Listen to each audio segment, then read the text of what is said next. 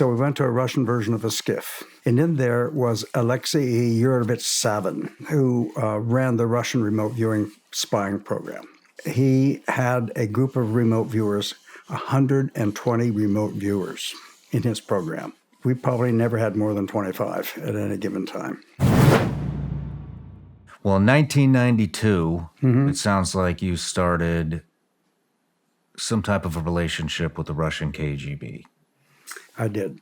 I'm an honorary member, not of the KGB.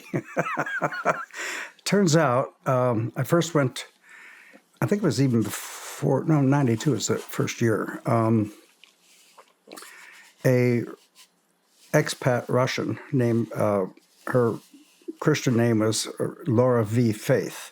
Her Russian name was Larissa Valenskaya. Very, very talented woman. She worked with Kogan in his classified research laboratory on psi. Why the hell the Russians let her out, I have no idea, but she immigrated first to Israel because she's Jewish. And then she came to the States, and over a long series of time, she ended up getting a citizenship, becoming a Christian, and then teaching Russian at the Defense Language School in Monterey. And we hired her out of that. She got her clearance. And so I went to Moscow with her probably 4 times, one of which was all the way out to Novosibirsk.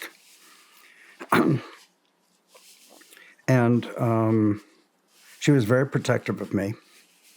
So on one time we were, I guess one of the last time we were together on that trip, I was giving a talk at Moscow State University. She was translating for the students. And, you know, I'm dressed like, I'm more dressed now than the way I normally dress. I had a T-shirt on and the students are looking like students. And 2 guys in suits walk into the back of the room. And uh-oh, 2 guys in suits. This isn't a good deal. Turns out they were from the Ministry of Defense. And they wanted us to come with, Larissa and I to come with them. And we went to, do you know what a skiff is? Have you heard that term, SCIF? Spent a lot of time in a skiff. Me too. So we went to a Russian version of a skiff. And in there was Alexei Yurovich Savin, this guy who I gave you pictures of, who ran the Russian remote viewing spying program. No slouch, this guy. He has two PhDs, one in philosophy and one in mathematics. And he had a group of remote viewers, 120 remote viewers in his program. Yeah, we probably never had more than 25 at any given time. And men and women, and their remote viewing group was called 10,003. And Joe and I both have medals about this big that we're honorary members of the Russian remote viewing group. Wow. Yeah, I meant to bring my medal with me, but I have a picture of it. You can see it.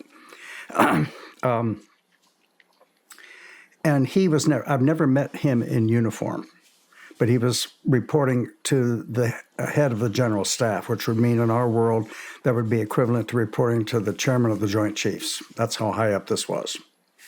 Well monitored by the Russian hierarchy military. GRU loved it.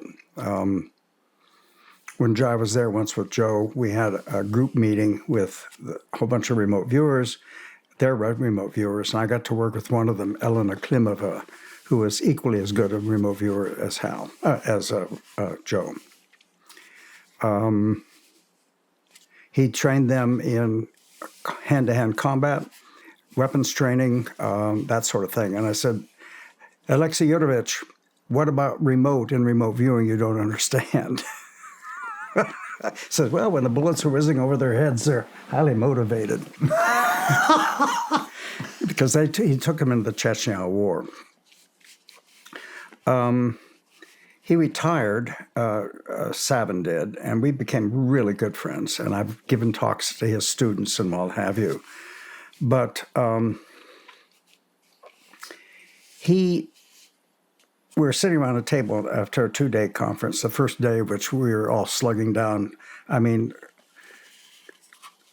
that would be a Russian shot of vodka, not this, that. You had to swig it in one gulp. I had 11 straight of those. I should have died. I mean, I was really miserable. I'll bet you were. Because I don't drink that much at all. The next day I was filling my glass with water. No one noticed. Well, maybe no one said about it. But in the middle of that, the way you refer to senior Russians is not just Alexei or General Sabin. You use the middle name, which is really important. Yurevich means son of Yuri. It's a really important part of the Russian culture. Okay. So in the middle of all this, he had his staff. He was still working for them. He was still in the military. And his staff was there at the table. And Joe was with us. And so I've got pictures of him and Sabin. In fact, I gave it to your colleague for you, showing they were completely blitzed on vodka. But I said, Alexei Yurevich, and he interrupted me and spoke to me the only time in the 20 years I've known this man in English. He said, Ed, we're our friends. Call me Alexei. And the staff went, Then he switched back into Russian, and it was being translated by Victor Rubel. And said, I know you've been trying to get my organization chart. Here it is. And I know you're going to report a contact report. You have to write it up. Yes, sir, that's true. What you have to do is let the people at DIA know I want a joint program with you guys. And I said, on what? He said, well, you have the same problem we do, and that's terrorism, because people were blowing up subway stations in Moscow. And I said, I would be honored to join you on that. So I wrote up a 30-page, relatively classified document and handed it to the 3-star in charge of DIA in the Pentagon. And he was all excited. Oh, this is really great because it's cheap. A bottle of scotch, you get everything you need.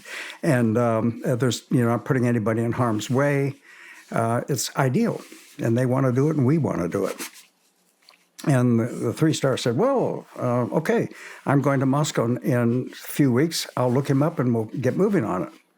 So I walked out of his office in the Pentagon, and you could practically hear him throwing the paper in the burn bag. Never happened. So it never went anywhere. It's interesting because I was wondering, what does the oversight committee think? I mean, you're dealing with classified information, a lot of classified information at the time. I can't imagine a relationship with the Russian KGB going over well.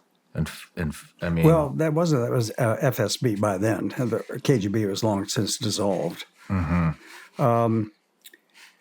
But I had to get approval because I had SCI level clearances to do this, and I got them. And they approved it. You bet.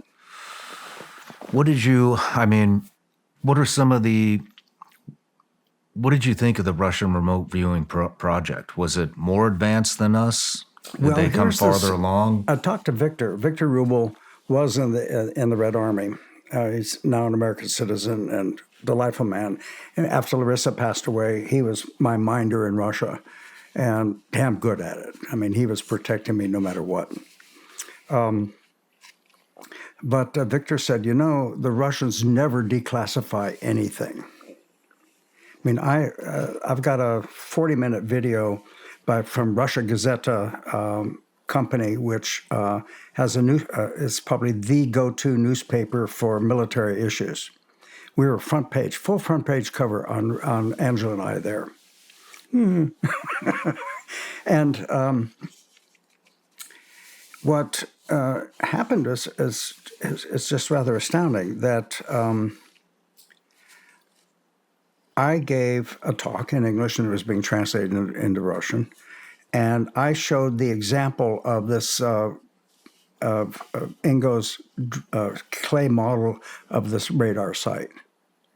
That piece did not show up in the 40-minute video they published. No matter where you're watching Shawn Ryan Show from, if you get anything out of this, please like, comment, subscribe, and most importantly, share this everywhere you possibly can. And if you're feeling extra generous, please leave us a review on Apple and Spotify podcasts.